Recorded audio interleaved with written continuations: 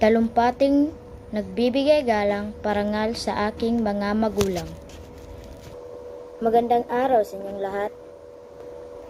Ngayong araw na ito, nais kong iparating ang taos-pusong pasasalamat sa dalawang taong walang sawang nagmamahal at nagsasakripisyo para sa akin, ang aking mga magulang. Sila ang una kong guro, unang tagapagtanggol at unang inspirasyon. Sa bawat hirap na aking dinaanan, sila ay nariyan upang umalalay. Sa likod ng kanilang mga ngiti ay pagod at sakripisyo. Ngunit hindi sila sumusuko dahil ang tanging hangarin ay makita akong masaya at nagtagumpay. Sa araw na ito, sinasabi ko mula sa puso, maraming salamat po, Inay at Itay.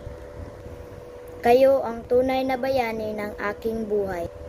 Naway patuloy kayong pagpalain ng Diyos ng kalusugan, lakas at walang hanggang pagmamahal. Sa huli, ipinapangako ko na patuloy akong pagsisikapin ng tagumpay upang maipagmalaki niyo ako.